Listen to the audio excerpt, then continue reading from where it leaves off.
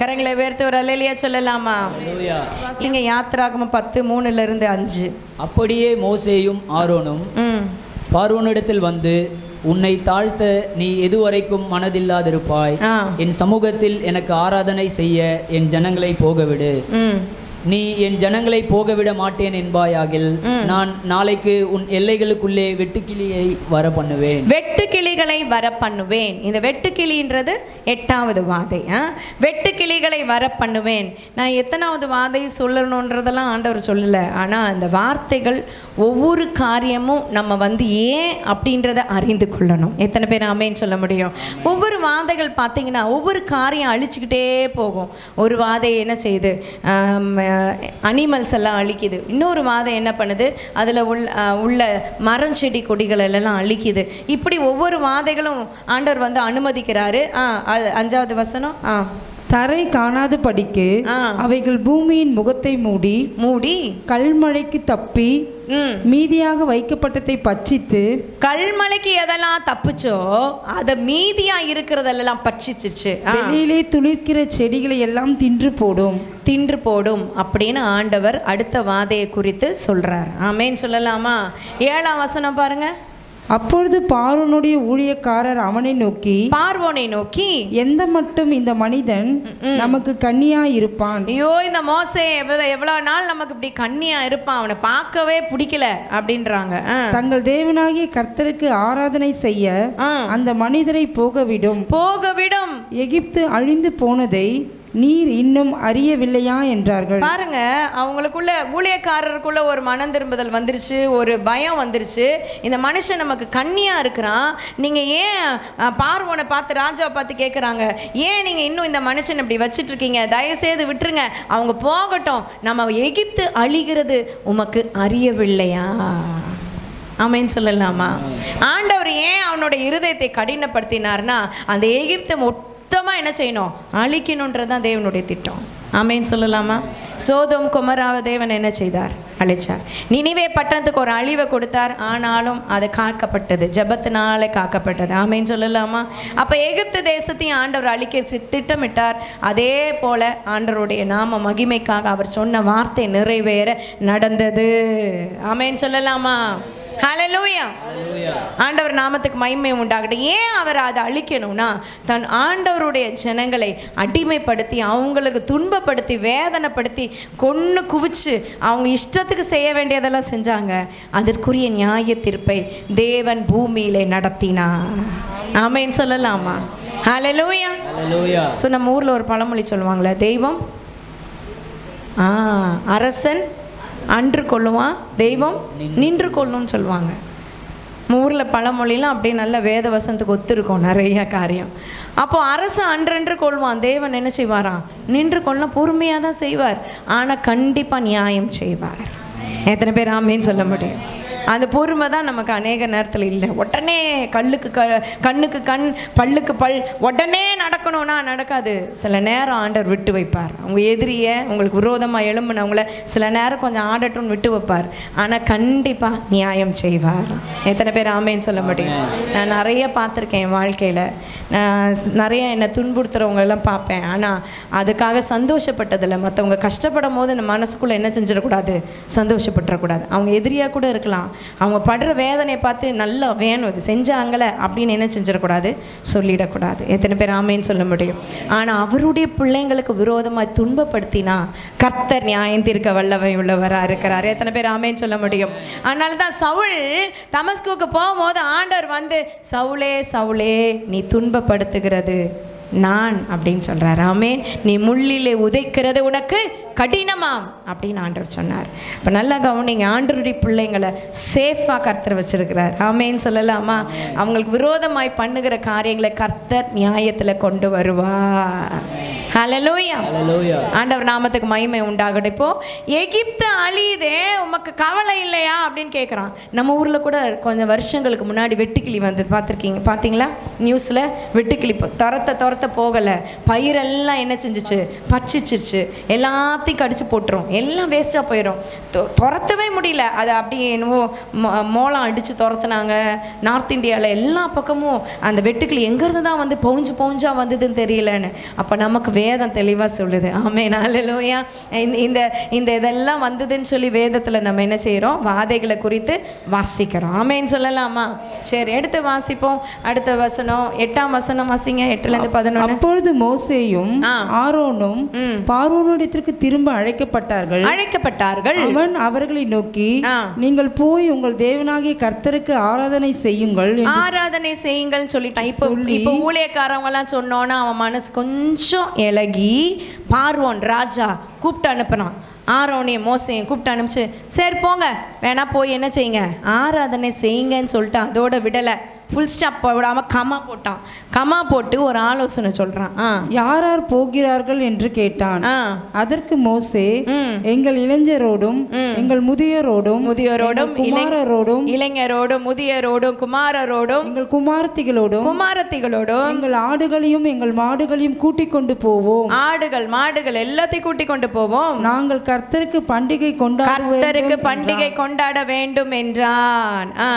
அப்பொழுது அவன் நான் உங்களையும் உங்கள் குழந்தைகளையும் எப்படி விடுவேனோ அப்படியே கர்த்தர் உங்களோடு இருப்பாராக.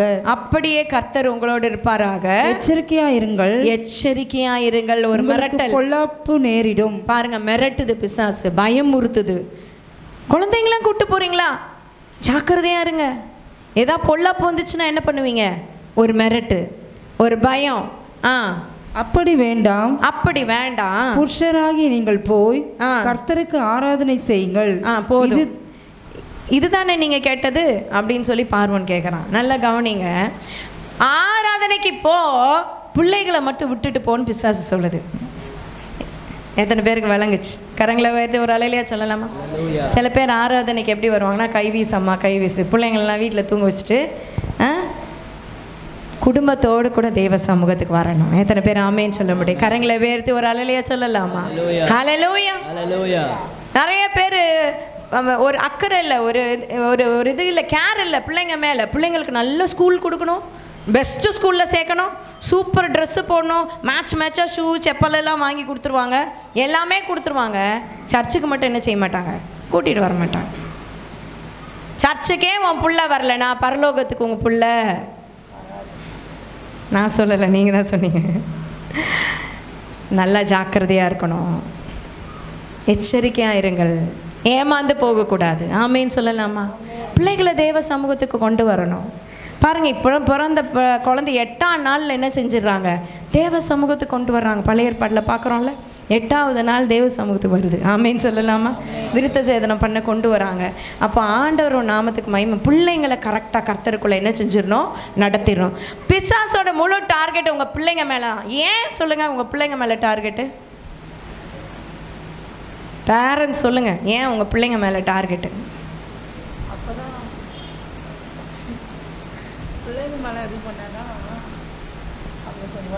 நல்லா கவனிங்க. உங்கள் ஆசை எல்லாம், உங்கள் பாசம் எல்லாம், உங்கள் நேசம் எல்லாம், உங்கள் அன்பெல்லாம் எது மேலே தான் இருக்குது?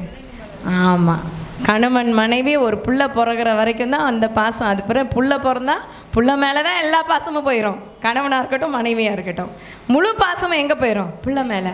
ஸோ பிள்ளைங்களை என்ன வச்சு பிசாசு திருட வகை தேடுகிறான். எத்தனை பேருக்கு விளங்குச்சு? கரங்களை உயர்த்து ஒரு அலையிலையா சொல்லலாமா? ஹல்லேலூயா. அப்போ பிள்ளைங்க மேலே நிறைய பேர் சொல்லுவாங்க, என் பிள்ளைக்கு இப்படி வந்துருச்சுங்க, எனக்கு வேணா இந்த வியாதி வந்திருக்கலாம், பிள்ளைக்கு வந்திருக்க கூடாதுன்னு சொல்லி அழுவாங்க. பார்த்துருக்கீங்களா? சில பெற்றோர், நான் தாங்கிக்குவேன், என் மகன் தாங்கிக்க மாட்டான், என் மகன் தாங்கிக்க மாட்டான்னு அழுவாங்க, கண்ணீர் விடுவாங்க. காரணம் அந்த ஒரு பாண்டேஜ். அதனால் பிசாசு பார்த்தான், பிள்ளைங்களை வச்சுட்டு போ, ஏன்னா திரும்ப கண்டிப்பாக என்ன செஞ்சுருவாங்க? அப்போ தான் வர முடியும். ஒரு லாக் வைக்கிறது பிசாசு. எதையாவது ஒன்று வச்சுட்டு போ, திருப்பி உலகத்துக்கு வரணும்ல. அதான் இயேசு சொல்றார், உலகத்தின் அதிபதி வருகிறான், அவனுக்கு என்னிடத்துல ஒன்றுமில்லை. ஆண்டவர் தைரியமா சொல்றார். நம்ம தைரியமா சொல்ல முடியுமா? சொல்ல முடியணும். ஆமேன்னு சொல்லலாமா? அதுக்கு தான் ஆண்டவர் நம்மளை என்ன செஞ்சுக்கிறார்? பழக்க வைக்கிறார்.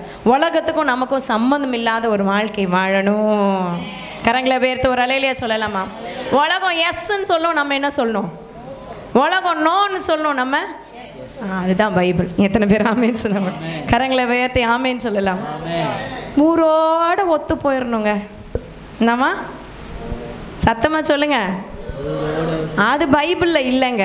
ஆமே, பைபிள் சொல்லுது நீங்கள் பிரித்தெடுக்கப்பட்ட சந்ததி, உங்களை எனக்கென்று பிரித்தெடுத்துக்கிறேன். நூதனமானதை கற்றுக்கொள்ளாதீங்க. உங்கள் கூட இருக்கிற சமுதாயத்தில் நடக்கிற மாதிரி நடந்துக்காதீங்க. படையலை வைக்கிறது, செத்தவங்க ஃபோட்டோவை மாட்டி வைக்கிறது, அதுக்கு ஒரு மாலை போட்டு பரீட்சைக்கு போகும்போது தாத்தா கிட்ட ஜோம் பண்ணிட்டு போ. அவர் எங்கே போயிருக்கா? அவர்கிட்ட போய் ஜோம் பண்ண அவர் பழைய செத்து போனவங்களெல்லாம் வச்சு கும்பிட்றது நூதனமான காரியம். ஒரு குடும்பம் நல்லா சூப்பர் வீடு, இப்போ குவார்ட்டர்ஸ் கொடுத்தோன்னா அவங்க வீட்டுக்காரோட வேலை நல்ல கவர்மெண்ட், சென்ட்ரல் கவர்மெண்ட்டு குவார்ட்டர்ஸில் இருந்தாங்க. அவர் இறந்து போயிட்டார். படைகளை வச்சு அதை வச்சு கிறிஸ்தவ குடும்பம் ரொம்ப என்ன சொல்கிறது, வேதனையான விஷயம். பாரம்பரிய சபைகளை சொல்லி கொடுக்கறது இல்லை. எல்லாம் இந்துக்கள் என்ன செய்கிறாங்களோ அதே முறைமை இங்கே கொண்டு வருது. டெய்லி படையல் வை, டெய்லி அவர் வந்து சாப்பிடுவாராம். செத்து போனவர் எங்கே வந்து, நீ உயிரோடு இருக்கும்போது சோறு போட்டியா? அது கிடையாது. செத்து போன பிறகு அவர் வந்து சாப்பிடுவார். இலையை போட்டு சோறை வச்சு அதை வச்சு இதை வச்சு அவருக்கு பிடிச்சதெல்லாம் வச்சு அது என்ன வரும்? பார்த்தா கொஞ்ச நாளில் வீடை காலி பண்ணிட்டு வந்துட்டாங்க, வாடகைக்கு வந்துட்டாங்க வெளியில். ஏங்க அப்படின்னு கேட்டால் அங்கே ஏதோ சில்லு நடக்குது. இப்போ நீ தானே கூப்பிட்ட படையலை வச்சு வாவான்னு. எங்கேயோ போகிறத கூப்பிட்டு வச்சு வீட்டுக்குள்ளே வரவே இருக்கிற மாதிரி சமம். ஆண்டவர் சொல்கிறார், விக்கிரக ஆராதனையை அருவருக்கிறார். ஆமே, விக்கிரக ஆராதனை வரமாட்டேன்றாரு. அவங்க சொல்கிறாங்க இவங்க சொல்கிறாங்கன்றதெல்லாம் நம்ம செய்யக்கூடாது. நம்ம கர்த்தருடைய பிள்ளைகள், பிரித்தெடுக்கப்பட்டவர்கள். கரங்களை வேர்த்து ஒரு அல்லேலூயா சொல்லலாமா? ஹல்லேலூயா.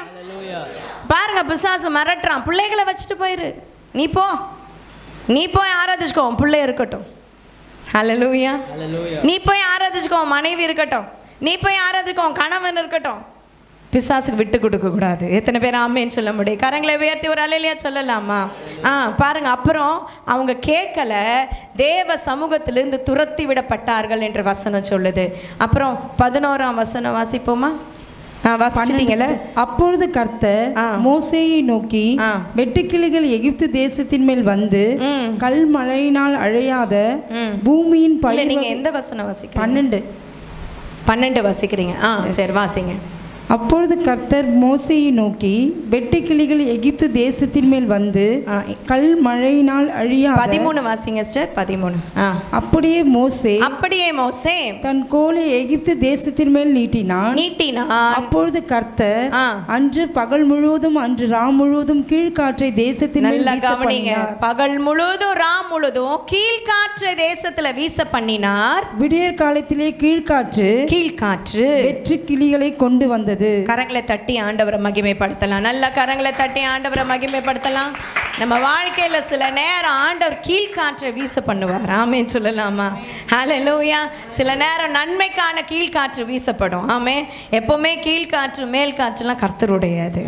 எத்தனை பேர் ஆமேன்னு சொல்ல முடியும்? அவர் நினைச்சா கீழ்காற்றையும் கொடுப்பாரு, மேல் காற்றையும் கொடுப்பாரு. ஆமே, கீழ்காற்றை வீச பண்ணினார். உடனே என்ன நடந்துச்சு?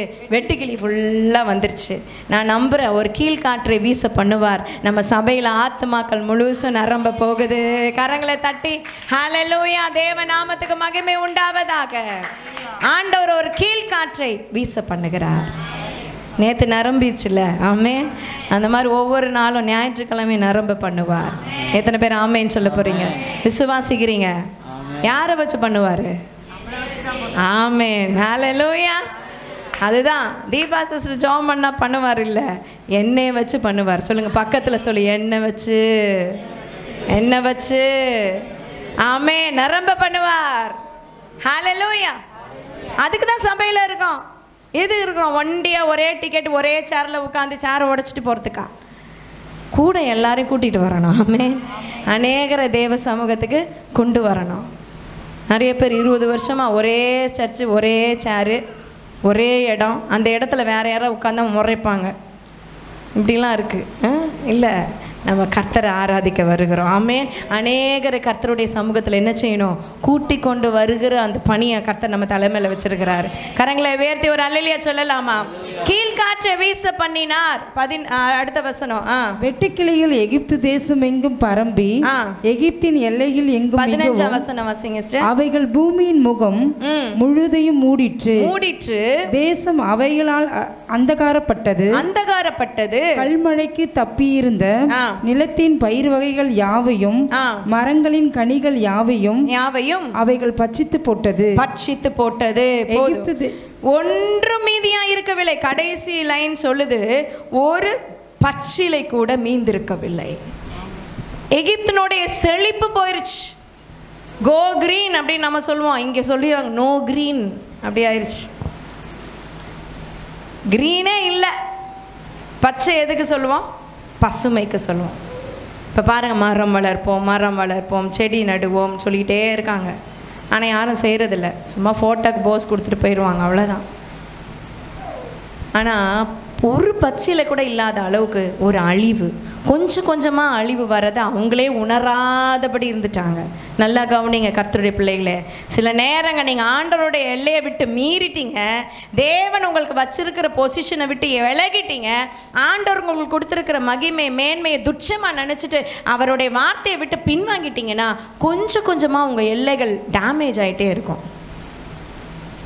அல்லேலூயா இல்லையே? அல்லேலூயா. இதுல தெரிஞ்சுக்கலாம், நான் ஆண்டவர் விட்டு விலகிட்டேனோ தெரிஞ்சுக்கலாம். ஆமேன்னு சொல்லலாமா? அப்ப நம்ம எல்லைகளை பாதுகாக்கிறது அவருடைய கிருபையே. ஆமேன்னு சொல்லலாமா? நம்ம தேசத்தின் எல்லைகளை கர்த்தர் பாதுகாக்கிறார். உங்க வீட்டின் எல்லைகளை கர்த்தர் பாதுகாக்கிறார். சபையின் எல்லையை கர்த்தர் பாதுகாக்கிறார். எல்லா எல்லைகளையும் பாதுகாக்கிறது கர்த்தர். ஏர்ஃபோர்ஸ் நிற்கிறாங்க அத்தனை பேர், அவங்க பாதுகாத்துக்குவாங்க. அவங்களே கர்த்தர் தாங்க பாதுகாக்கிறாரு. கரங்களை உயர்த்து ஒரு ஆமேன்னு சொல்லலாமா? ஒரு டேங்கர் லாரி வெடிச்சு அத்தனை ஏர்ஃபோர்ஸ் ஆள் இறந்து போயிட்டாங்க. ஆண்டவர் பாதுகாப்பு இல்லைன்னா ஒன்றும் இல்லை. ஆமேன்னு சொல்லலாமா? ஆண்டவர் நாமத்துக்கு மகிமை உண்டாகட்டும். தொடர்ந்து வாசிப்போம். அப்பொழுது பார்வோன் மோசேயும் ஆரோனையும் தீவிரமாய் அழைப்பித்து 17ஆம் வசனம்.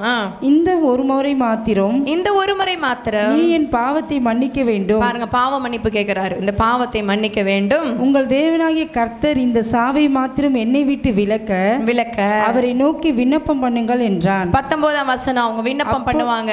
அப்பொழுது கர்த்தர் மகா பலத்த மேல்காற்றை வீசும்படி செய்தார். அது வெட்டுக்கிளிகளை அடித்துக்கொண்டு போய் செங்கடலிலே போட்டது. எகிப்தின் எல்லையில் எங்கும், இதான் ரொம்ப பிடிக்கும், எகிப்தின் எல்லைகளில் எங்கும் ஒரு வெட்டுக்கிளி கூட இல்லாத அளவுக்கு அந்த மகா பலத்த மேல்காற்று வந்தது. கரங்களை தட்டி தேவனை மகிமைப்படுத்தலாமா? ஹல்லேலூயா. கீழ்காற்று வந்து எப்படி எல்லாத்தையும் மூடி பூமியே மூடிச்சோ, அதே போல மேல் காற்று ஒரு வெட்டுக்குழி கூட இல்லாம எல்லாத்தையும் துரத்திடுச்சு. ஹல்லேலூயா. எத்தனை பேருக்கு மேல் காற்று வேணும்? என் வீட்டில் இருக்கிற தரித்திரங்கள் துரத்தப்படணும். என் வீட்டில் இருக்கிற எல்லைகளில் இருக்கிற பிரச்சனைகள், உபத்திரவங்கள், போராட்டங்கள், கண்ணீர், கஷ்டம், கவலை, கடன் பாரம், அழுத்தம், இதெல்லாம் துரத்தப்படணும். ஆமேன்னு சொல்லலாமா? சில பேர் எல்லையில் இருக்கிற அவிசுவாசம் துரத்தப்படணும். சில பேர் எல்லையில் இருக்கிற தேவையில்லாத உலகம் ரட்சிக்கப்பட்டுருவாங்க எல்லாம். அந்த உலகத்தை விட்டு ஜனங்க வர்றது தான் பெரிய போராட்டம். அது துரத்தப்படணும். எத்தனை பேர் ஆமேன்னு சொல்ல முடியும்? நல்லா சுற்றி சொல்லுங்கள், இயேசுவை நாமத்தில். அப்பா, ஒரு மேல் காற்று வீச பண்ணுங்கப்பா. சொல்லுங்கள், நல்ல ஒரு மேல் காற்று வீசட்டும். அது ஒரு வெட்டிக்குழி கூட இராமல், இவ்வளோ நாள் பட்சித்து, இவ்வளோ நாள் உங்களை கஷ்டப்படுத்தி, இவ்வளோ நாள் உங்களை நெருக்கிற காரியங்கள் அகன்று போகட்டும். ஆமேன்னு சொல்லுங்க. பக்கத்தில் சொல்லுங்க, மேல் காற்றா கீழ் காற்றா? எது வேணும் உங்களுக்கு? ஹல்லேலூயா. ஹல்லேலூயா. என் தகப்பன் மேல் காற்றையும் வீச பண்ணுவார், கீழ் காற்றையும் வீச பண்ணுவார். ஆமேன்னு சொல்லலாமா? ஹல்லேலூயா. அடுத்த முறை கீழ் காற்றை வீச பண்ணார், சங்கடல் 2ஆ பழந்துச்சு. அடுத்த முறை கீழ் காற்றை வீச பண்ணார், காடைகள் வந்து குவிஞ்சிச்சு. அவர் கையில் இருக்கு எல்லாமே. ஹல்லேலூயா. அவரால் கூடாத காரியம் ஒன்றுமில்லை. ஆமேன்னு சொல்லலாமா? கரங்களை உயர்த்தி ஒரு அல்லேலூயா சொல்லலாமா? ஹல்லேலூயா. 20ஆம் வசனம் சொல்லுது, கர்த்தரோ பார்வோனின் இருதயத்தை கடினப்படுத்தினார். அப்பொழுது மோசே திரும்பி ஆண்டவர் நோக்கி மோசையை நோக்கி சொல்றாரு. 22ஆம் வசனம் வாசிங்க. மோசே தன் கையை வானத்திற்கு நேராக நீட்டினான். அப்பொழுது எகிப்து தேசம் எங்கும் 3 நாள் மட்டும் காரிருள் உண்டாயிற்று. 3 நாள் மட்டும் காரிருள் உண்டாயிற்று. ஜனங்க என்ன பண்ணாங்களா? தடவி கொண்டு திரிந்தார்கள். அடுத்த வசனம் வாசிச்சிருங்க. 3 நாள் மட்டும் ஒருவரை ஒருவர் காணவும் இல்லை, ஒருவரும் தம்மிடத்தை விட்டு எழுந்திருக்கவும் இல்லை.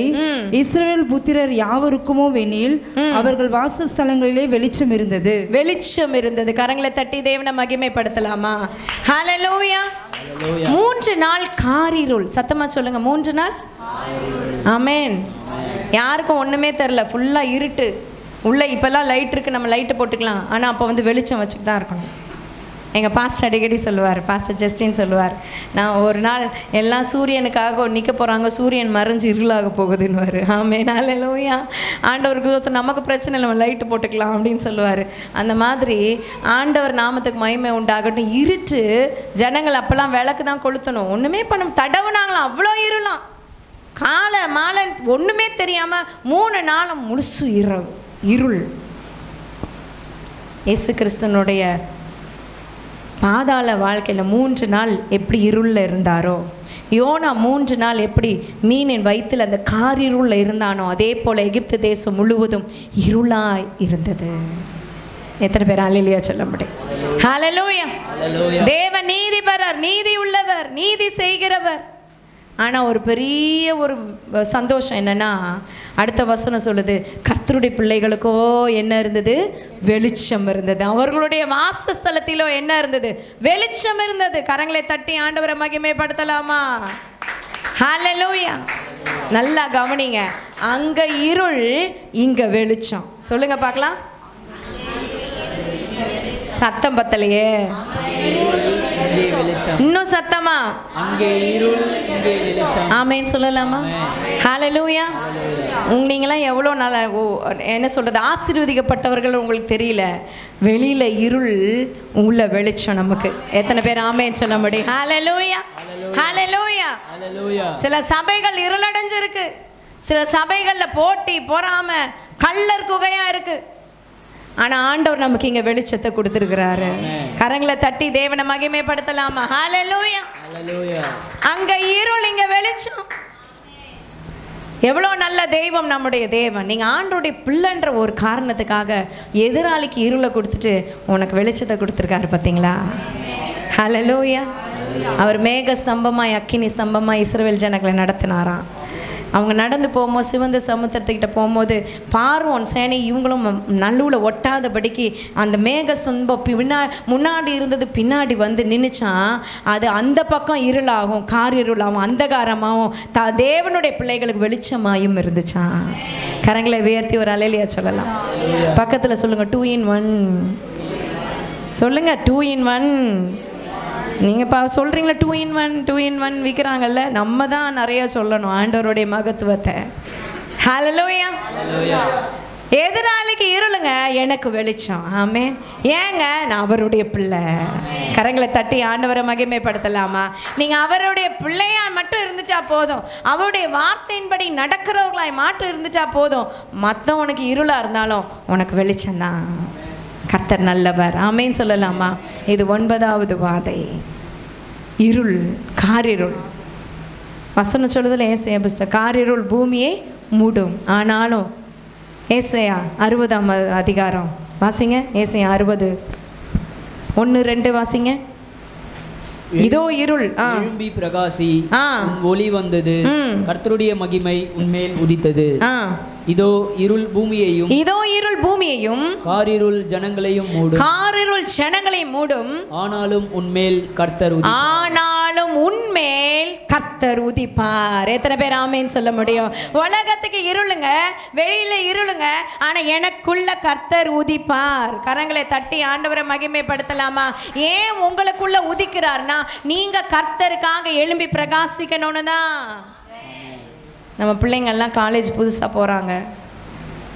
அவங்கள்ட்ட சொன்னேன், நீ காலேஜ் போகிறீங்க, அங்கே ஒரு 50 பிள்ளைங்க இருந்தால் 49 அக்யூஸ்டாக தான் இருக்கும். நீ மட்டும்தான் உத்தமனா உத்தமையாக இருக்கணும். ஆமேன்னு சொல்லலாமா? உலகம் எப்படி தான்? இருள் தான். ஹல்லேலூயா. பக்கத்தில் சொல்லுங்க, உலகம் இருள் தான், ஆனால் நீங்கள் வெளிச்சம். வசனம் சொல்லலா, இருளில் இருந்த ஜனங்களுக்கு மிகப்பெரிய வெளிச்சம் உண்டாயிற்று. யாரு? நம்ம தலைவர். ஆமென். கரங்களை தட்டி ஆண்டவருக்கு நன்றி சொல்லலாமா? நம்ம இயேசு உலகத்துக்கு வந்த போன இன்ட்ரோடக்ஷனே, இருளில் இருந்த ஜனங்கள் மிகப்பெரிய வெளிச்சத்தை கண்டார்கள். அவருடைய பிள்ளைகளாகிய நாம் ஒரு வெளிச்சமாக இருக்க முடியாதா? ஹல்லேலூயா. அவர் பெரிய வெளிச்சம், நம்ம ஒரு வெளிச்சம். ஆமென் சொல்லலாமா? ஹல்லேலூயா. ஆண்டவர் நாமத்துக்கு மகிமை உண்டாகட்டும். கரங்களை தட்டி ஆண்டவரை மகிமைப்படுத்தலாம், நன்றி செலுத்தலாம், தேவனுக்கு நன்றி செலுத்தலாம். அப்புறம் எடுத்து வாசிங்க 24வது வசனம் 10. அப்பொழுது பார்வோன் மோசேயை அழைப்பித்து நீங்கள் போய் கர்த்தருக்கு ஆராதனை செய்யுங்கள், ஆடுகளும். இவன் பாருங்க, அப்பப்ப டிராமா பண்றான், அப்பப்ப மன்னிப்பு கேட்கறான், அப்பப்ப போங்கன்றான், திரும்ப போகாதீங்கன்றான். சில பேர் பண்ற டிராமா இருக்கே, அவங்க நடிக்கிற நடிப்புக்கு ஆஸ்கர் அவார்டு கொடுத்தா கூட போதாது. செம்ம ஆக்டிங் கொடுப்பாங்க. எங்கே கேமரா வேணாம், லைட்டு வேணாம், சும்மாவே நடிச்சுக்கிட்டு இருப்பாங்க வாழ்க்கையில். அந்த மாதிரி பார்வோன் என்ன சொன்னான்? நினச்சா வாங்கன்றான், நினச்சா போங்கன்றான். தொடர்ந்து வாசிங்க, ஆலோசனை கொடுக்குறான் பாருங்க. உங்கள் ஆடுகளும் உங்கள் மாடுகளும் மாத்திரம் நிறுத்தப்பட வேண்டும். போதும். கொஞ்சம் கொஞ்சமாக இறங்கி வராரு இவர். முதல்ல என்ன சொன்னார்? பிள்ளைகளெல்லாம் வச்சுட்டு போங்க. இப்போ என்ன சொல்கிறாரு? உங்கள் குழந்தைகள் உங்களுடன் போகலாம் என்றான். சரி, கவனிங்க. இப்போ கொஞ்சம் இறங்கி வந்துட்டு என்ன சொல்கிறார்? பிள்ளைங்களை வேணா கூட்டு போ, ஆனால் சத்தமாக சொல்லுங்க எல்லாரும், சத்தமா, இன்னும் சத்தமா, உன் பர்ஸை மட்டும் வீட்டில் வச்சுட்டு போ. ஹல்லேலூயா. ஆடு மாடுகள் கர்த்தருக்கு கொடுக்க வேண்டிய காணிக்கை வச்சுட்டு போயிரு. சர்ச்சுக்கு போகிறோமா, ஒரு 2-10 ரூபா உள்ளே போடுங்க. எதுக்கு? காணிக்கை போட. ஆண்டவருக்கு போடுறது மட்டும் எப்படி போடுறது? அளந்து. ஆனால் அவர் மட்டும் நமக்கு எப்படி கொடுக்கணும்? அளவில்லாமல் அள்ளி அள்ளி கொடுக்கணும். நம்ம மட்டும் எப்படி கொடுக்கணும்? கிள்ளி கிள்ளி கொடுக்கணும். நிறைய பேருடைய மென்டாலிட்டி, ஆண்டவர் நிச்சயமாக நம்மளோட மென்டாலிட்டி பார்த்து தான் நம்ம கொடுப்பாரு. எத்தனை பேர் ஆமேன்னு சொல்ல முடியும்? சரியாக சொல்லிட்டார். எந்த அளவினால் அளக்கிறீர்களோ அதே அளவினால் அளக்கப்படுவீர்கள். ஆமேன்னு சொல்லலாமா? சிறுக விதைக்கிறவன் சிறுக அறுப்பான், பெருக விதைக்கிறவன். ஆமேன்னு சொல்லலாமா? இப்போ பாருங்க, பிசாசோட டார்கெட் எங்கெல்லாம் இருக்கு பாருங்க. முதல்ல பிள்ளைங்க கிட்ட இருந்துச்சு, இப்போ என்ன சொல்லுது? ஆடு மாடுகளை வச்சுட்டு போ. நீ ஆண்டவருக்கு கொடுக்க வேண்டிய பலி பாருங்க. எகிப்தியர்களுக்கு பிடிக்காதது என்னது? கேட்டில்ஸ். அவங்கள அருவருக்கிறது ஆடு மாடுகள். ஆனால் அதை வச்சுட்டு போன்றான். ஏன்னா காணிக்கை, தேவனுடைய காணிக்கை பிசாசு திருட பார்ப்பான். ஒரு சகோதரி என்கிட்ட சொன்னாங்க, நான் பெரிய தப்பு பண்ணிட்டேன் அப்படின்னு. என்ன சிஸ்டர் தப்பு பண்ணீங்க? 10,000 ரூபாய் சம்பாதிக்கும் போது 1000 ரூபாய் காணிக்க போட்டேன். அப்படியே ஆண்டவர் என்னை ஆசீர்வதிச்சு எல்லையை விரிவாக்கி 1 லட்சம் சம்பாதிக்க கிருபை கொடுத்தார். அப்போ எனக்கு 10,000 கொடுக்க மனசு வரலை. பிசாசு உடனே சொல்லுதான், 10,000 கொண்டு போய் சர்ச்சு கொடு போறியா? அப்போ 1000 ரூபாய் கொடுக்கும் போது சந்தோஷமாக கொடுத்தான் நபர். இப்போ தசம பாகம் 10,000 கொடுக்கணும்னா, தசம பாகம் கொடுக்காமல் உங்களுக்கு ஆசீர்வாதம் வரும் என்பது கூடாத காரியம். ஹல்லேலூயா. இதுக்கு ஒரு ஆமேன் வரணும். ஆமேன் சொல்லலாம். ஆமேன். தசம பாகம் என்பது கர்த்தருடையது. கர்த்தருடையதை வச்சுக்கிட்டீங்கன்னா திருடுறீங்கன்னு அர்த்தம். நான் சொல்லலை, வசனம் சொல்லுது. என்னுடைய காசை திருடுறாங்க என் ஜனங்க, ஆண்டவர் சொல்றார் மல்கியால. சோதித்து பாருங்க, நீங்க கொடுத்து பாருங்க, நான் உங்களை ஆசீர்வதிப்பேனோ மாட்டேனோ என்று பாருங்கள் ஆண்டவர் சொல்றார். பிசாசு பாருங்க, அந்த காணிக்கையை வஞ்சிக்கிறான், காணிக்கை எடுத்து வச்சுக்கிறான். காணிக்கை கர்த்தருக்கு போகக்கூடாதுன்னு இருதயத்தை கடினப்படுத்துகிறான். இதனால் ஆண்டவர்கள் நஷ்டமா? அவருடைய பண்டக சாலைக்கு என்றைக்குமே நஷ்டம் கிடையாது. கரங்களை உயர்த்தி ஒரு அலையிலையா சொல்லலாமா? நீ கொடுக்கலன்னா 10 பேரை கர்த்தர் எழுப்புவார். நீ கொடுத்தனா உனக்கு ஆசீர்வாதம். ஆமேன்னு சொல்லலாமா?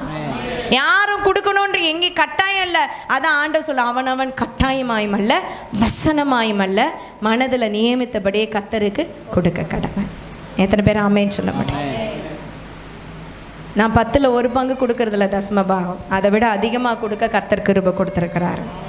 எனக்கு வருஷம் வருஷம் ஹைக்கு போடுவாங்க, அதுக்கு முன்னாடியே நான் ஆண்டவருக்கு ஹைக் பண்ணி போட்டுருவேன். ஆமேன்னு சொல்லலாமா? அவங்க எவ்வளோ போடுவாங்கன்னு பார்த்து போட மாட்டேன், நான் போடுவேன். அதுக்கப்புறம் அவங்க எவ்வளோ போடுறாங்களோ போடட்டும். அதனாலேயோ என்னவோ கர்த்தர் கிருபையாய் என்னை வேலை ஸ்தலத்தில் உயர்த்தி வச்சிருக்கிறாரு. கரங்களை உயர்த்தி ஒரு அல்லேலூயா சொல்லலாமா? ஹல்லேலூயா. நான் ஒரு ஃபஸ்ட் ஸ்டாண்டர்ட் டீச்சராக தான் போனேன். இன்றைக்கி 11th வரைக்கும் எடுக்க கர்த்தர் கிருபை கொடுத்துருக்கிறார். ஆமேன்னு சொல்லலாமா? அவர் உயர்த்தி வச்சிருக்கிறார். அவருடைய கிருபை பெரியது, அவருடைய இரக்கம் பெரியது. காணிக்கையை வஞ்சிக்காதீங்க. பிசாசு வஞ்சிப்பான், அதை நீங்கள் ஏமாந்து போயிடாதீங்க. காணிக்கை கர்த்தருடையது. கரங்களை உயர்த்தி ஒரு அல்லேலூயா சொல்லலாமா? மோசே என்ன சொல்கிறாரு பாருங்க. மோசே சொல்கிறது தான் சூப்பராக இருக்கும், முக்கியமான வசனம் அது. வாசிங்க. அதற்கு மோசே, நாங்கள் எங்கள் தேவனாகிய கர்த்தருக்கு படைக்கும் பலிகளையும் சர்வாங்க தகன பலிகளையும் நீர் எங்கள் கையிலே கொடுக்க வேண்டும். எங்கள் மிருக ஜீவன்களும் எங்களோடு கூட வர வேண்டும். ஒரு குளம்பும் பின் வைக்கப்படுவதில்லை. கரங்களை தட்டி ஆண்டவரை மகிமைப்படுத்தலாமா? நல்ல நல்ல நல்ல நல்ல கரங்களை தட்டி ஆண்டவர் மகிமைப்படுத்தலாம். கர்த்தருக்கு உரியது கர்த்தருக்கு. அவருக்கு ஆராதனை செய்ய நாங்கள் குடும்பமாக போவோம், காணிக்கைகளோடு போவோம். ஒரு குழம்பு அப்படின்னா என்னன்னா, அந்த அனிமல்ஸ்க்கு இருக்கிற அந்த அந்த நெகம், கட்டை விரல் இருக்குல்ல, நமக்கு கட்டை விரலில் இருக்கிற நெகம் தான் குழம்பு அனிமல்ஸ்க்கு. அதுவும் விலங்குகளுக்கு இருக்கிற கட்டை விரலோட நகத்தை கூட நான் என்ன செய்ய மாட்டேன், விட்டுட்டு போக மாட்டேன். எல்லாம் கர்த்தருக்குன்னு சொல்கிறாரு. கரங்களை உயர்த்தி ஒரு அல்லேலூயா சொல்லலாமா? சத்தமாக சொல்லுங்கள். ஒரு குழம்பாகிலும் பின் வைக்கப்படுவதில்லை. சத்தமாக சுற்றி சொல்லுங்கள். இயேசுவை நாமத்தில் சொல்லுங்கள். இயேசுவை நாமத்தில். பிசாசே சொல்லுங்கள். ஒரு குழம்பாகிலும் பின் வைக்கப்படுவதில்லை. அப்படின்னா என்ன? வைராக்கியம். ஆண்டவருக்காக நிப்பேன்ற ஒரு வைராக்கியம், கர்த்தருக்காக நாங்கள் குடும்பமாய் சாதிப்போன்ற வைராக்கியம் நமக்குள்ளே இருக்கணும். ஹல்லேலூயா. யார் என்ன சொன்னாலும், யார் பின்வாங்கி போனாலும் எனக்கு கவலை இல்லை. நான் கர்த்தருக்கு நேராக நடப்பேன். ஹல்லேலூயா. இவங்க அப்படி பண்ணுறாங்க, அவங்க அப்படி பண்ணுறாங்க, இல்லை, நான் ஆண்டவர் முன்னாடி உத்தமனாய் நீதிமானாய் நடப்பேன்னு சொன்னவன் தான் யோபு. கர்த்தர் யோபுவை ஆசீர்வதித்தார். ஆமேன்னு சொல்லலாமா? கரங்களை உயர்த்தி ஒரு அல்லேலூயா சொல்லலாமா? அப்போ பாருங்கள், இத்தனை வாதைகளையும் கர்த்தர் அந்த இஸ்ரவேல் ஜனங்களை மோசேயின் தலைமையை கொண்டு நடத்தி செல்கிறார். ஆமேன்னு சொல்லலாமா? அடுத்த வசனம் வாசிங்க. ஒரு குழம்பாகில் பின் வைக்கப்படுவதில்லைன்னு சொல்லி அவர் சொல்லி முடிக்கிறாரு. கர்த்தர் நல்லவர். 28-29 வாசிங்க. பார்வோன் அவனை நோக்கி என்னை விட்டு அப்பாலை போ, நீ இனி என் முகத்தை காணாதபடி எச்சரிக்கையாயிரு. நீ இனி என் முகத்தை காணும் நாளில் என்றான். சாவா என்றான், சபிக்கிறான். இப்போ பாருங்க, பார்வோன் அந்த பிசாசனுடைய கிரிய கர்த்தருடைய பிள்ளைகளை சபிக்குது. நீ இனிமே என் முகத்தை பார்க்காத. அவனுக்கு கோபத்தில் திட்டுறான், நீ என் முகத்தை பார்க்காத, நீ என் முகத்தை பார்த்தேன்னா சாவ. பிசாசு இப்படி தான் நம்மளை பயமுறுத்தும். ஆமேன்னு சொல்லலாமா? ஹல்லேலூயா. அதுக்கு மோசே ஐயோ பயந்துட்டு அப்படியா நடக்கணும்னு சொன்னாரா? இல்ல. அடுத்த வசனம் வாசிங்க. அப்பொழுது மோசே, நீ சொன்னது சரிதான், இனி நான் உம்முடைய முகத்தை காண்பதில்லை, இனி உன் முகத்தை நான் பார்க்க மாட்டேன் என்றான். எத்தனை பேர் ஆமேன்னு சொல்ல முடியும்? கரங்களை உயர்த்தி ஒரு அல்லேலூயா சொல்லலாமா? இனி நான் உன் முகத்தை காண்பதில்லைன்னு சொல்லி தைரியமா சொல்லிட்டு போறாரு மோசே. ஏன்னா நீ சாவ மோசேன்னு பார்வோன்னு சொன்னாலும் அவன் நினைச்சிருப்பான், நான் சாவ மாட்டேன்ப்பா, ஓ ஆட்கள் தான் செத்து குவிய போறாங்கன்னு நினைச்சிட்டு, நான் கர்த்தருடைய பிள்ளை, இனி உன் முகத்தை காண மாட்டேன்னு சொல்லிட்டு வந்துட்டாரு. கரங்களை தட்டி ஆண்டவரை மகிமைப்படுத்தலாமா? ஹல்லேலூயா. நல்ல உற்சாகமா தேவனுடைய நாமத்தை மகிமைப்படுத்தலாம். ஆமென். அநேகருக்கு இப்படியா எண்ணம் பிசாசு கொடுப்பான், செத்துருவோமோ, கொஞ்சம் நெஞ்சு வலி இருந்துச்சுன்னா உடனே செத்துருவோமோ. பாருங்க, எலியாவுக்கு எசபேல் சொல்கிறான், நாளைக்கு நீ செத்துரு போயிடுவ பாரு, நாளைக்கு உன்னை கொன்று போடலன்னா பார்த்துக்கோ அப்படின்னு மிரட்டல் விடுறா. அவர் பயந்து நடுங்கி போய் நிற்கிறார். நடந்தது என்ன? ஆண்டவர் சொல்கிறார், எலியாவே உனக்கு இங்கே என்ன வேலை? அவள் ஒன்றை கொல்ல முடியாது, உனக்கு சாவே கிடையாது. எத்தனை பேர் ஆமேன்னு சொல்ல முடியும்? ஆனால் நீ ஒருத்தனை அபிஷேகம் பண்ணுவ, அவன் அவளை கொண்டு போடுவான். அவன் பேர் ஏகு. ஹல்லேலூயா. கரங்களை தட்டி ஆண்டவரை மகிமைப்படுத்தலாம். ஆமேன்னு சொல்லலாமா? யாராவது உங்களை கொண்டு போட்டுருவேன் அப்படி இப்படி நீ செத்துப்போன்னு சொன்னா பயந்துட்டு உடனே உட்காந்து ஒப்பாரி வைக்காதீங்க, அழாதீங்க. செத்துறேன்றது லேஸ்லெஸ் ஆகாது. ஒரு ஊழியக்கார் சொல்லுவார், என் பொண்டாட்டி எப்போ பாரு என்ன எதாவது சொன்னாலும் செத்துடுறேன், உங்ககிட்ட இருக்கு நான் செத்து போகலாம். நடந்தது என்ன தெரியுமா? அவர் போயிட்டார், அந்த அம்மா இன்னும் உயிரோடு இருக்கு. செத்துறேன்னு சொல்கிறவங்க லேஸில் சாக மாட்டாங்க, இருக்கிற எல்லாரையும் சாகடிச்சிட்டு தான். ஜாக்கிரதையாக இருங்க. சும்மா எதுக்கு யாராவது மிரட்டுவாங்க, நீ நான் பார்த்தேன்னா நீ செத்துடுவ, நான் சாக மாட்டேன், உன் ஜனங்கள் செத்து போகிறாங்கன்னு சொல்லிட்டு மோசே சொல்லிட்டு, இனி உன் முகத்தை நான் காண்பதில்லை. கரங்களை உயர்த்தி சொல்லுங்க, இனி காண்பதில்லை. சொல்லுங்க, இனி காண்பதில்லை. நல்ல கரங்களை உயர்த்தி சொல்லுங்க, இனி காண்பதில்லை. இனி எகிப்தை காண்பதில்லை, இனி அடிமைத்தனத்தை காண்பதில்லை, இனி உங்களை ஒடுக்கிறவர்களை காண்பதில்லை, இனி வியாதியை காண்பதில்லை, தரித்திரங்களை காண்பதில்லை, வேதனையை காண்பதில்லை, அசுத்தங்களை காண்பதில்லை, பாவ சாபங்களை காண்பதில்லை. கர்த்தருடைய பிள்ளைக்கு ஆண்டவர் சொல்றார், இனி காண்பதில்லை. ஹல்லேலூயா. பக்கத்துல சொல்லுங்க, இனி காண்பதில்லை. இனி நீங்க பார்க்க மாட்டீங்க. ஹல்லேலூயா, ஹல்லேலூயா. இவ்வளோ நேரம் ஒடுக்கம், இவ்வளோ வருஷம் நெருக்கம், இவ்வளோ நேரம் பாடுகள், இவ்வளோ வருஷங்கள் உபத்திரவங்கள், கண்ணீர், கவலை, கஷ்டம், நெருக்கம், இதெல்லாம் இனி காண்பதில்லை. ஆமேன்னு சொல்லலாமா? கர்த்தருடைய வார்த்தை நமக்கு நேராக வருது, இனி காண மாட்டீர்கள். ஹல்லேலூயா. ஆண்டவர் நாமத்துக்கு மகிமை உண்டாகட்டும். கர்த்தர் கடைசியாக சொல்கிறார், இனி ஒரு வாதம் இருக்குது, அதோட சாப்டர் க்ளோஸ்ன்றாரு. 11ஆம் அதிகாரம் 1ஆம் வசனம் வாசிங்க வேகமாக. கர்த்தர் மோசேயை நோக்கி இன்னும் ஒரு வாதையை பார்வோன் மேலும் எகிப்தின் மேலும் வரப்பண்ணுவேன். அதற்கு பின் அவன் உங்களை இவ்விடத்திலிருந்து போக விடுவான். சமூலமாய் உங்களை போக விடுவதும் அல்லாமல், ஈஸியா உங்களை போக விடுறதும் அல்லாமல், உங்களை இவ்விடத்திலிருந்து துரத்தியும் விடுவார்கள். கரங்களை உயர்த்தி ஒரு அல்லேலூயா சொல்லலாமா? 3வது வசனம் வாசிங்க. அப்படியே கர்த்தர் ஜனங்களுக்கு எகிப்தியரின் கண்களில் தயவு கிடைக்கும்படி செய்தார். மோசே என்பவன் எகிப்து தேசத்தில் பார்வோனுடைய ஊழியக்காரரின் பார்வைக்கும் ஜனங்களின் பார்வைக்கும் மிகவும் பெரியவனாய் இருந்தான். மோசே என்பவன் எல்லாருடைய பார்வைக்கும் மிகவும் பெரியவனாய் இருந்தான். கரங்களை உயர்த்தி ஒரு அல்லேலூயா சொல்லலாமா? நல்ல கரங்களை உயர்த்தி ஆமென். நீ ஆண்டவருடைய பிள்ளையாய் கர்த்தருடைய ஊழியத்தை செய்யும் போது, தேவனுடைய வார்த்தையின்படி கீழ்ப்படியும் போது, உன்னை காட்டிலும் பெரியவர்கள் யாரும் இருக்க மாட்டாங்க. அப்படி உன் தலையை உயர்த்தி கர்த்தர் ஆசீர்வதிப்பார். ஆமென் சொல்லலாமா? மோசேயை பார்த்து வெளியில போன்னு சொன்னவன் பயப்படுறான், நடுங்குறான். மோசே பெரியவனா இருந்தான். ஊழியக்காரர்கள், எகிப்தில் இருக்கிற ஊழியக்காரர்களுக்கெல்லாம் அவன் பெரியவனா இருக்கிறான். பார்வோன் தானங்க பெரியவனா இருக்கணும், கர்த்தர் மோசேவை பெரியவனாய் வைத்தார். ஆமென் சொல்லலாமா? ஏதோ இஸ்ரவேல் ஜனங்களுக்கு பெரியவனாய் இருந்தான்னா ஒத்துக்கலாம், வாஸ்தவம். ஆனால் எகிப்துக்கே பெரியவனாய் கர்த்தர் வச்சிருக்காருன்னா அது அவருடைய திட்டம். குழந்தையிலே ஆண்டவர் எகிப்தில் வச்சு வளர்த்ததுக்கு காரணம், எகிப்தில் எல்லாரை காட்டிலும் மோசே பெரியவனாய் அவன் தலையை உயர்த்தும்படிக்கு கரங்களை தட்டி தேவனை மகிமைப்படுத்தலாமா? ஆமென் சொல்லலாமா? ஹல்லேலூயா. ஆண்டவர் உங்கள் வாழ்க்கையை உயர்த்த சித்தம் கொள்ளவர் இருக்கிறார். அவர் உங்கள் வாழ்க்கையை உயர்த்த தான் ஆசையாக இருக்கிறாரு. அதுக்கு தான் நீங்கள் கொண்டு வந்திருக்கிறாரு. ஆமென் சொல்லலாமா? பக்கத்தில் சொல்லுங்கள், அதுக்கு தான் நீங்கள வந்திருக்கீங்க, அதுக்கு தான் இங்கே வந்திருக்கீங்க. ஆண்டவர் உங்களை மிகவும் பெரியவனாய் மாற்றப் போகிறார். ஆமென் சொல்லலாமா? ஹல்லேலூயா, ஹல்லேலூயா. அப்புறம் ஆண்டவர் சொல்றாரு, பல அற்புதங்களை அடையாளங்களை எகிப்து தேசத்தில் செய்தது கர்த்தருடைய நீதி விளங்க பண்ணும்படி. இந்த கடைசி வாதை ஒரு கொடுமையான வாதை. 12ஆம் அதிகாரம் வாசிங்க. ஆண்டவர் என்ன சொல்றார்? 14வது வசனத்துல இருந்து வாசிங்க. என்ன செய்யணும்னு சொல்லி ஆண்டவர் இஸ்ரவேல் ஜனங்களுக்கு அழகாய் சொல்லி கொடுக்கிறார். நான் ஒரு வாதை அனுப்ப போறேன், அது சங்கார தூதன் வருவான்.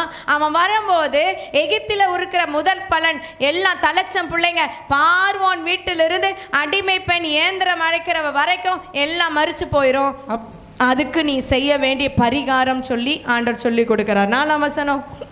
அப்பொழுது மோசே, இல்ல 12:4, ஒரு வீட்டில் 11 12 ஆட்டுக்குட்டியை புசிக்கிறதற்கு போதுமான பேர்களாய் இராமல் போனால் அவனும் அவன் சமீபத்தில் இருக்கிற அவனுடைய அயல் வீட்டுக்காரனும் தங்களிடத்தில் உள்ள ஆத்துமாக்களின் இலக்கத்திற்கு தக்கதாக ஒரு ஆட்டுக்குட்டியை தெரிந்து கொள்ள வேண்டும். அவனவன் புசிப்புக்கு தக்கதாக இலக்கம் பார்த்து ஆட்டுக்குட்டியை தெரிந்து கொள்ள வேண்டும். அடுத்த வசனம், அந்த ஆட்டுக்குட்டி பழுதற்றதும் ஆணும் 1 வயதும் உள்ளதுமாய் இருக்க வேண்டும். செம்மறியாடா இருக்கலாம், இல்ல வெள்ளாடா இருக்கலாம்.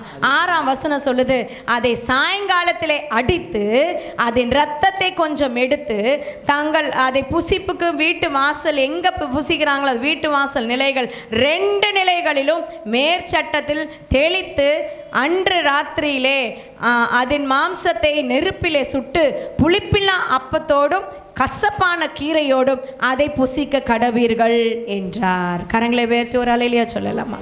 ஆண்டவர் பஸ்காவை எப்படி செய்யறதுன்றதை அழகாய் சொல்லி கொடுக்கிறார். சொல்லி கொடுத்துட்டு 11ஆம் வசனத்துல அதை எப்படி புசிக்கணும்னு சொல்றாரு பாருங்க. 11, அதை புசிக்க வேண்டிய விதமாவது நீங்கள் உங்கள் அறைகளில் கச்சை கட்டிக்கொண்டு உங்கள் கால்களில் பாதரட்சை தொடுத்து கொண்டும் உங்கள் கையில் தடி பிடித்து கொண்டும் அதை தீவிரமாய் புசிக்க கடவீர்கள். அது கர்த்தருடைய பஸ்கா. கரங்களை உயர்த்தி ஒரு அல்லேலூயா சொல்லலாமா? ஹல்லேலூயா. கடைசி வாதை, 10வது வாதை, சங்கார தூதன். நம்ம எல்லாருக்கும் தெரியும், ஆண்டவர் வந்து கடைசியாக ஜெயித்தது எதனா? மரண தூதனை ஜெயித்தார். ஆமேன்னு சொல்லலாமா? பரிகரிக்க வேண்டிய கடைசி சத்துரு மரணம். வசனம் சொல்லுது, பஸ்கா ஆட்டுக்குட்டி உன்னை அடித்து உன் வாசலில் நிலையில பூசு. சங்கார தூதன் வரும்போது உன்னுடைய பிள்ளைகள் பாதுகாக்கப்படும். முதற்பரன் சாகாம கர்த்தர் காத்துக்கொள்ளுவார். அப்படிதான் கர்த்தர் எகிப்தில் செய்தார். ஆனால் எகிப்துக்கோ பார்வோன் வீட்டிலேருந்து எல்லா வீடுகளிலும் மரண ஓலம். எப்படி கொரோனாவில் எப்படி தூக்கி போட்டாங்க பார்த்தீங்கல்ல, புதைக்க கூட முடியாமல் தூக்கி போட்டாங்க. அந்த மாதிரி பயம் வந்துருச்சு. யாருக்கும் தெரியல எப்படி சாகுறாங்க, ஏன் சாகுறாங்க ஒருத்தருக்கும் தெரியல. எல்லா வீட்லேயும் தலைச்சம் பிள்ளைங்க சாகுது. அப்பா செத்துருப்பான், பிள்ளை செத்துருப்பான், தாத்தா செத்துருப்பார், ஒரு சந்ததியே போயிருக்கோம். அப்படி ஒரு சங்காரம் நடந்துச்சு. ஆனால் கர்த்தருடைய பிள்ளைகளுக்கோ ஒரு தெய்வீக ப்ரொடெக்ஷன், ஒரு பாதுகாப்பை அந்த பஸ்கா ஆட்டுக்குட்டியின் ரத்தம் கொடுத்தது. ஆமேன்னு சொல்லலாமா? ஹல்லேலூயா. அந்த பஸ்கா ஆட்டுக்குட்டியின் ரத்தம் கொடுத்தது காரணம் நம்ம ஆண்டவராக இயேசு கிறிஸ்து நமக்காக பஸ்காவாக அடிக்கப்பட்டதுனால தான். ஆமேன்னு சொல்லலாமா? கரங்களை உயர்த்தி ஒரு அல்லேலூயா சொல்லலாமா? எப்படி ஒரு பஸ்கா ஆடு அடிக்கப்பட்டு அந்த இஸ்ரவேல் ஜனங்களுக்கு பாதுகாப்பு கொடுக்கப்பட்டதோ அதே போல் நம்ம ஆண்டவராக இயேசு கிறிஸ்து பஸ்கா அன்னைக்கு தான் வெளியில் போய் அவரை புறம்பே தள்ளி அடித்தார்கள். அவர் எல்லா மனுஷருக்கும் ஒரே மரணமாய், பாவமே இல்லாத, பாவத்தை பாராத தேவன் பஸ்கா ஆட்டுக்குட்டியாய் உனக்காகவும் எனக்காகவும் பலியானார். ஹல்லேலூயா. இன்னைக்கு இந்த வார்த்தையை கேட்டுக்கொண்டிருக்கிற நீங்க உங்க வீட்டை சுற்றிலும் இயேசுவின் ரத்தத்தை தெளிப்பீங்கன்னா, இயேசு கிறிஸ்துவின் ரத்தத்தை பூசிக்குவீங்கன்னா உங்களுக்கு எந்த சங்காரமும் அணுகாம தேவனுடைய ப்ரொடெக்ஷன், பாதுகாப்பு உங்க வீடுகளில், உங்க குடும்பத்தில் உண்டாகும். கரங்களை உயர்த்தி ஒரு அல்லேலூயா சொல்லலாம். உங்களுக்கு உரியது பாதுகாக்கப்படணும்னா பஸ்காவின் ரத்தம் பூசப்படணும். அதை ஆண்டவராக இயேசு கிறிஸ்துவின் பஸ்காவின் ரத்தம். ஒவ்வொரு மாசமும் நம்ம திருவிருந்து எடுக்கும் போது இது கர்த்தருடைய ரத்தம் நினைவு கூர்ந்து நம்ம பருகிறோமே, அவருடைய பரிசுத்த ரத்தம் நமக்குள்ள போய் ஒரு புதிய உடன்படிக்கை பண்ணுது. என்ன? ஆண்டவர் வரப்போகிறார், அவருடைய வருகை சமீபம், அவர் வரும் நாளிலே என்னை உயிரோடு எழுப்புவார். ஹல்லேலூயா. மரணத்துக்கு ஏதுவான இந்த சரீரம் புதிய சரீரத்தை தரித்து கொள்ளும், ஒரு மறுரூபமாக்கப்படும். கர்த்தர் வரும்போது ஆமென் இயேசுவே வாரும், அவரோடு கூட எழும்பப்பட்டு அவரோடு கூட நடுவானில் எடுத்துக்கொள்ளப்படுவோம். மரணமே இல்லாத ஒரு வாழ்க்கை கூட கர்த்தரால் கொடுக்க முடியும். எப்போனா அந்த பஸ்காவாக இயேசு கிறிஸ்துனுடைய ரத்தம் அடிக்கப்படும் நாளிலே. ஆமேன் சொல்லலாமா? இயேசு நமக்காக அடிக்கப்பட்டார், ரத்தம் சிந்தப்பட்டார் என்பதை விசுவாசித்து அந்த இரத்த கோட்டைகளை நீங்கள் மூடிக்கொள்ளும் போது உங்களுக்கு ஒரு தெய்வீக பாதுகாப்பு உண்டாகும். ஆமேன் சொல்லலாமா? ஒரு பாஸ்டர் அடிக்கடி ரத்தத்தை பற்றி பேசுவாராம். ஒரு ஊழியக்காரர் எப்போ பேசினாலும் இயேசுவின் ரத்தத்தை கவர் பண்ணாமல் விட மாட்டாராம். ஆண்டவருடைய ரத்தம் ரத்தம் ரத்தம், எப்பவுமே ரத்தம் ஜெயம் ரத்தம் ஜெயம், இயேசுவின் ரத்தம் சொல்லிகிட்டே இருப்பாராம். ஒரு நாள் தீவிரவாதிகள் வந்து அவங்க சபையில் வந்துட்டு எல்லாத்தையும் அடிச்சு, தனியாக இருக்கிறான், அடித்து நொறுக்கி போட்டு உன்னை இப்போ ஷூட் பண்ணி சாகடிக்க போகிறேன்னு துப்பாக்கி முனைய வச்சுட்டானா. அவர் என்ன பண்ணுறதுன்னு தெரியாத போது ஆவியானவர் சொன்னாராம், நீ எப்பவும் பிரசங்கம் பண்ணுறதே பண்ணுன்னாராம். உடனே அவர் இயேசுவின் ரத்தம் ஆரம்பித்தாராம். அப்படியே கண்ணை மூடி இயேசுவின் ரத்தம் பாதுகாப்பு, இயேசுவின் ரத்தம் அதுன்னு சொல்லிகிட்டே இருக்காராம். அவர் பாட்டு கண்ணை மூடி ஜெபம் பண்ணிவிட்டு கண்ணை திறந்து பார்க்குறாராம். ஒரு 10-15 நிமிஷம் கழித்து அந்த ஆளை காணாமா. அவன் ஓடிட்டான், துப்பாக்கியை கீழே போட்டு ஓடிட்டான். வெளியில் போகும்போது ஒரு விசுவாசிகிட்ட பிடிச்சி சொல்லிட்டு போயிருக்கான், ஒரு ரெட்டு கார்பெட் அந்த உங்கள் பாஸ்டரை சுற்றி நின்றுச்சு, என்னால் என்ன பண்ண முடியல, அவரை ஷூட் பண்ண முடியல, கன்னை போட்டுட்டு ஓடி வந்துட்டேன்னு சொல்லிட்டானா. கரங்களை உயர்த்தி ஒரு அலையிலையா சொல்லலாமா? அந்த ரெட்டு கார்பெட் வேறு ஒன்றும் இல்லை, என் ஆண்டவராக இயேசு கிறிஸ்துனுடைய பஸ்காவின் ரத்தம். கரங்களை தட்டி ஆண்டவரை மகிமைப்படுத்தலாமா? ஹல்லேலூயா. இந்த நாளில் உங்களையும் என்னையும் பாதுகாக்கிறது அவருடைய பரிசுத்த ரத்தம். 10வது வாதையை அந்த எகிப்துக்கு கொடுத்து தேவன் தன்னுடைய ஜனங்களுக்கு மட்டும் தன்னுடைய ரத்தத்தை சிந்தி நம்மளை பாதுகாத்துக்கிட்டார். ஆமேன்னு சொல்லலாமா? இன்றைக்கும் கர்த்தர் நம்மளை பாதுகாக்கிறவராக இருக்கிறார். எத்தனை பேர் விசுவாசிக்கிறீங்க? ஒன்று மாத்திரம் தெரிஞ்சுக்கோங்க, இன்று கண்ட எகிப்தியனே இனி ஒருபோதும் காண்பதில்லை. 14-13 வசனம் வாசித்து முடிக்க போகிறோம். அந்த வசனம் அப்படி சொல்லுது. 14-13 வாசிங்க. அப்பொழுது மோசே ஜனங்களை நோக்கி பயப்படாதிருங்கள், நீங்கள் நின்று கொண்டு இன்றைக்கு கர்த்தர் உங்களுக்கு செய்யும் ரட்சிப்பை பாருங்கள். இன்றைக்கு நீங்கள் காண்கிற எகிப்தியரை என்றைக்கும் காண மாட்டீர்கள் என்றான். கரங்களை தட்டி ஆண்டவரை மகிமைப்படுத்தலாமா? இன்னைக்கு நீங்க காண்கிறதை இனி காண மாட்டீர்கள். பக்கத்துல கை பிடிச்சு சொல்லுங்க, இனி காண மாட்டீர்கள்.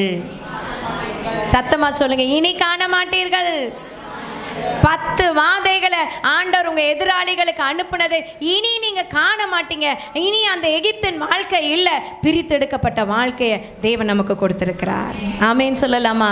ஏன்னா அவருடைய ஜனங்கள், அவருடைய சொந்த ஜனங்கள், நீங்க அவருடைய இரத்தத்தினால கழுவப்பட்ட அவருடைய பிள்ளைகள், நீதிமான்களாய் இருக்கிறீர்கள். எத்தனை பேர் ஆமேன்னு சொல்ல முடியும்?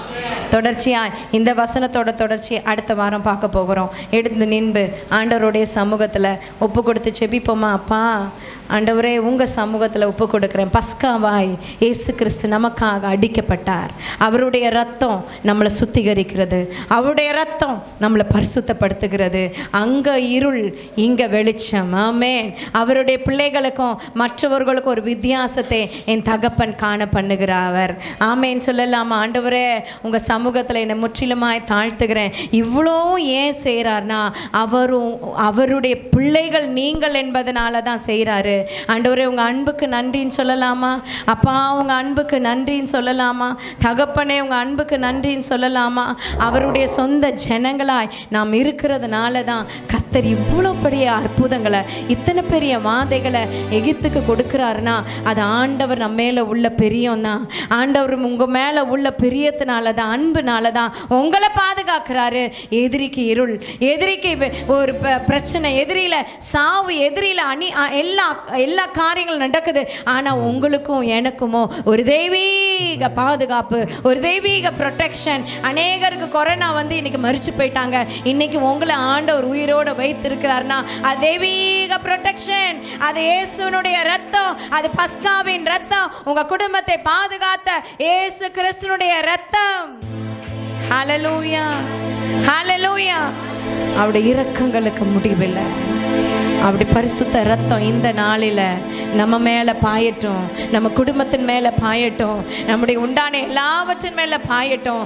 சொல்லுங்க, பிசாசுகிட்ட சொல்லுங்க, ஒரு குழம்பாய்கள் பின்வைக்கப்படுவதில்லை. பிசாசே, என் குடும்பத்தோடு நான் ஆராதிக்க வருவேன், காணிக்கையோட பிள்ளைகளோட ஆராதிக்க வருவேன். தேவனை ஆராதிக்கிற தடை பண்ணுகிற பார்வோனின் கிரியைகள், தேவனுடைய ஆராதனை அலட்சியம் பண்ணுகிற, கர்த்தருடைய ஓய்வு நாளை அலட்சியம் பண்ணுகிற பிசாசனுடைய கிரியைகள் இயேசு கிறிஸ்துவின் நாமத்தில் விலகுவதாக. அந்த வைராக்கியம், பக்தி வைராக்கியம் உங்க பிள்ளைகளை மூடட்டும் ஆண்டவரே. சந்ததிகளை மூடட்டும் தகப்பன்.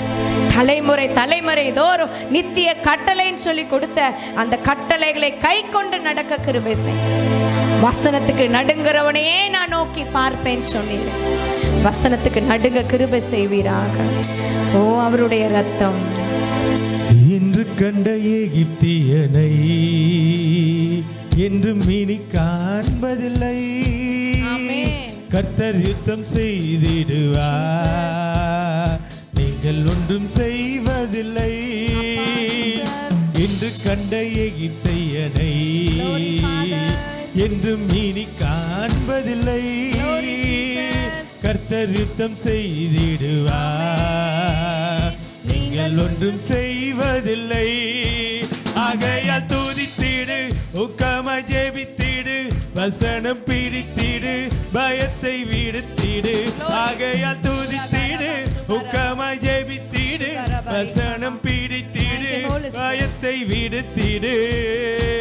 பலத்தினால் அல்ல, பராக்கிரமம் அல்ல,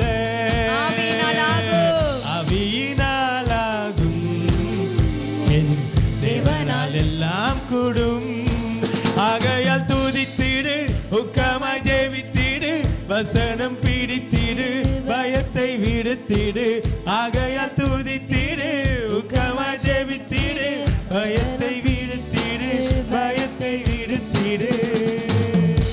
பரிசுத்த தகப்பனே, ஆசீர்வதிக்கப்பட்ட மகிமையான நாளுக்காக வேலைக்காம துதிக்கிறோம், ஸ்தோத்திரிக்கிறோம். இந்த வார்த்தை என்னும் மன்னாவை எங்களுக்குள்ள நீங்கள் ஊற்றினதற்காக ஸ்தோத்திரம். இதனால் நாங்கள் ஆசீர்வதிக்கப்பட்டு அப்பா உங்கள் பரிசுத்த ரத்தம் எங்கள் ஒவ்வொருவரும் மீது தெளிக்கப்பட்டு இனி நாங்கள் எகிப்தை காண்பதில்லை என்று சொல்லி ஜெயத்தோடு வாழ உதவி செய்யுங்க. உங்கள் பிள்ளைகள் ஜெயமெடுக்க கிருபை தாங்க. இயேசு கிறிஸ்துவின் நாமத்தில் ஜெபிக்கிறோம், ஜெயமெடுக்கிறோம் நல்ல பிதாவே. உட்காருங்க, கர்த்தர் உங்களை ஆசீர்வதிப்பார். உட்காருங்க. இப்போது நம்ம